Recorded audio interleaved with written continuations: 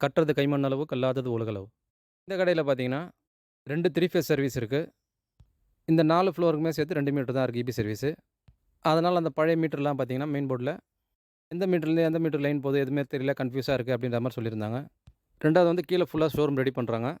இந்த ஷோரூம் ஃபுல்லாவே வந்து கிரவுண்ட் ஃப்ளோர்ல இருக்கிறது. கிரவுண்ட் ஃப்ளோர்ல இருக்க தனியா ஒரு மீட்டர் பிரிச்சு தனியா லைன் குடுத்துருங்க. மெயின் சுவிட்ச் தனியா போட்டு, கிரவுண்ட் ஃப்ளோருக்கு மட்டும் தனியா ஒரு மீட்டர்ல லைன் குடுத்துருங்கன்னு சொல்லியிருந்தாங்க. மீதி இருக்கிற இன்னொரு த்ரீ ஃபேஸ் மீட்டர்ல வந்து 3 மாடிக்கும் சேர்த்து வந்து 1 மீட்டர் குடுத்துருங்க. மேல இருக்கிறவங்கள்து பார்த்தீங்கன்னா, ஃபர்ஸ்ட் ஃப்ளோர்ல மட்டும் ஒரு கடை இருக்கு. அந்த கடைக்காரங்கள்தே வந்து 2 ஃப்ளோர்லயும் குடோன் இருக்கு. அதனால அந்த 3 ஃப்ளோருக்கும் 1 மீட்டர் லைன் குடுக்கணும். சரின்ட்டு அந்த கஸ்டமர் கேட்ட மாரியே மெயின் போர்டெல்லாம் பிரிச்சு எடுத்துட்டு, அதில இருக்க எந்தெந்த ஒயர் எந்தெந்த ஃப்ளோருக்குன்றதெல்லாம் ஃபர்ஸ்ட்டு மார்க் பண்ணோம். எல்லாமே மார்க் பண்ணி தனித்தனியா எடுத்து வச்சுட்டேன். கிரவுண்ட் ஃப்ளோர்ல பார்த்தீங்கன்னா வந்து பழைய ஒயரிங் எல்லாமே டெமி பண்ணிட்டு, புதுசா ஒயரிங் பண்ணியிருந்தோம். அதனால அது ஒயர் மட்டும் தனியா தெரியும் எதுன்னு.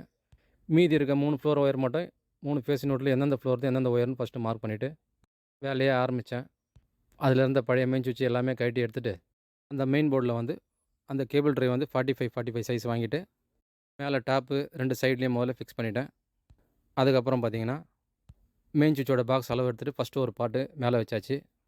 அதுக்கு அடுத்து கீழ் பார்ட்ல வந்து மீட்டர் வைக்கணும்.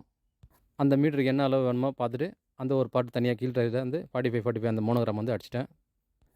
அதுக்கும் கீழ் சைடு பார்த்தீங்கன்னா, இப்போ அந்த ஃபியூஸ் கேர்லேருந்து மீட்டருக்கு வந்து லைன் போணும். அதுக்கு ஒரு பார்ட் கீழ ஒரு பார்ட் அடிச்சாச்சு. அதாவது அந்த கேபிள் ட்ரேவ. இப்போ அந்த கேபிள் ட்ரே வந்து ஃபர்ஸ்ட் பார்ட் மேல்ல வந்து இந்த கடையோட மெயின் சுவிட்ச் உட்காரதுக்கு ஒரு பார்ட் வச்சாச்சு. அதுக்கு கீழ் பார்ட் பார்த்தீங்கன்னா, ஈபி மீட்டர் உட்காரும். 3 ஃபேஸ் ஈபி மீட்டரு. அந்த அளவுக்கு அந்த கேப் வச்சிருக்கு. அந்த இடத்துல வந்து 3 ஃபேஸ் மீட்டர் மாட்டிடுவோம். அதுக்கு அடுத்த கீழ் பார்ட் பார்த்தீங்கன்னா, ஃபியூஸ் கேர்லேருந்து வரக்கூடிய ஒயர வந்து அந்த கீழ் பார்ட் அந்த ட்ரேலேருந்து கேபிள் ட்ரேலேருந்து லைன் வரும்.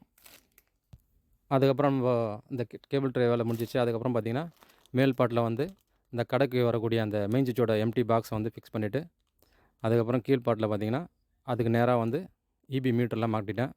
அடுத்தது மீட்டர்லேருந்து அந்த மெயின் சுவிட்சுக்கு போகிற ஒயர்லாம் போடணும்.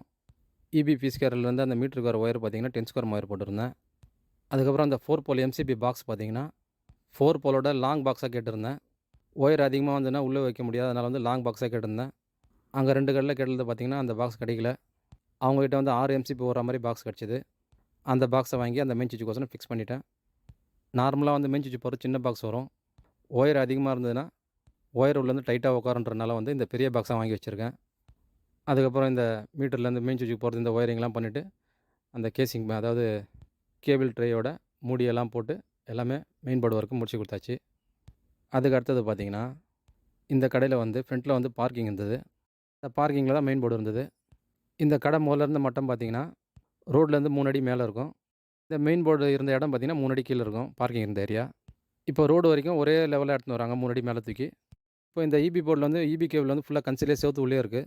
நாளைக்கு ஏதோ இந்த ஈபி கேபிள் ஃபால்ட் ஆயிடுச்சு, புதுசா கேபிள் போடணும்போது, ரோடு மட்டத்துலேருந்து 3 அடி மேல தூக்கிட்டாங்க. 2வது டைல்ஸு, கிரானைட்லாம் போட்டிருக்காங்க. இதெல்லாம் உடைக்க வேண்டி வரும். அதனால பார்த்தீங்கன்னா, நானு ரோட்லேருந்து இந்த வேலை ஸ்டார்ட் பண்ணும்போது, ஒரு 2 1/2 இன்ச் பைப் வந்து மேல் மட்டம் வரைக்கும் நிக்க வச்சிருக்கேன். அதுக்கப்புறம் அவங்க கட்டுவெல்லாம் போட்டு, டைல்ஸ்லாம் போட்டு எல்லாமே முடிச்சாச்சு. இப்போ அந்த பைப்பு பார்த்தீங்கன்னா வந்து, இந்த மெயின் போர்டு கிட்ட வந்து அந்த பைப் வந்து நிக்குது. அந்த இடம் வந்து கட்டிங் மிஷின்ல மார்க் பண்ணி வச்சிருக்கேன். அந்த கஸ்டமர்ட்டயும் காமிச்சிட்டேன் இந்த இடத்துல இருக்குன்னு. உங்களுக்கு ஃபியூச்சர்ல ஏதோ கேபிள் ஃபால்ட் ஆகுதுன்னும்போது, இந்த இடத்த கட் பண்ணிட்டு, டைல்ஸ சின்னதா கட் பண்ணிட்டு, கேபிள உள்ள தள்ளினீங்கன்னா, அந்த ரோடுக்கு வெளி சைடு வரைக்கும் கேபிள் வந்துரும். மாத்திடலான்னு சொல்லிட்டேன். உங்க வீட்லயும் ஈபி கேபிள் இருக்கிற இடத்துல, ஏதோ ஆல்டர் பண்ணுறீங்க, தரலாம் வலிக்கிறீங்கன்னும்போது, இந்த மாரி எம்ப்டியா ஒரு பைப் போட்டு ரோடு வரையும் நிக்க வச்சுருங்க. நாளைக்கு எதுவும் கேபிள்கள் ஃபால்ட் ஆகும்போது, தரையெல்லாம் உடைக்காமயே அப்படியே வந்து ஈபி கேபிள உள்ள தள்ளி வெளில எடுத்துக்கலாம். இந்த மெயின் போர்டு முதல்ல எப்படி இருந்தது? இப்போ ரெடி பண்ணதுக்கப்புறம் எப்படி இருந்திருக்குன்னு நீங்க பார்த்து தெரிஞ்சுக்கலாம்.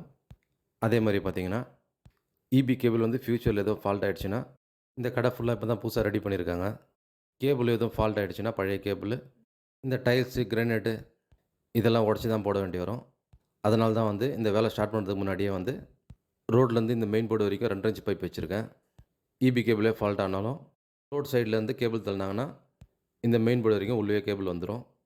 அந்த பைப்புக்கு 2 எண்டும் ரோட் சைடும், உள் சைடையும் டம்மி போட்டு மூடி வச்சிருக்கேன். இல்லைனா எலி உள்ள வந்துரும் அந்த பைப் வழியா. அந்த கடைக்கு உள் சைடு அந்த பைப் நிக்கிற இடம் பார்த்தீங்கன்னா, அந்த பைப்புக்கு நேரா இருக்கிற டைல்ஸ்ல வந்து ஸ்கொயரா மார்க் பண்ணி வச்சிருக்கோம். ஃபியூச்சர்ல கேபிள் ஃபால்ட் ஆயிடுச்சுன்னு மாத்தும்போது, அந்த மார்க் பண்ண இடத்த கட்டிங் மிஷின் போட்டு ஸ்கொயரா கட் பண்ணாங்கன்னா, அந்த பைப்பு தெரியும். அப்போ அவங்க வந்து கேபிள வந்து புதுசா மாத்திக்கலாம் அந்த ஹோல்ஸ் வழியா. இந்த மாதிரி எலக்ட்ரிக்கல் சம்மந்தப்பட்ட விஷயங்கள தெரிஞ்சுக்கணும்னு நினச்சிங்கன்னா, என்னோட சேனலை சப்ஸ்கிரைப் பண்ணி பாருங்கள். நிறைய விஷயங்கள நீங்க பார்த்து தெரிஞ்சுக்கலாம்.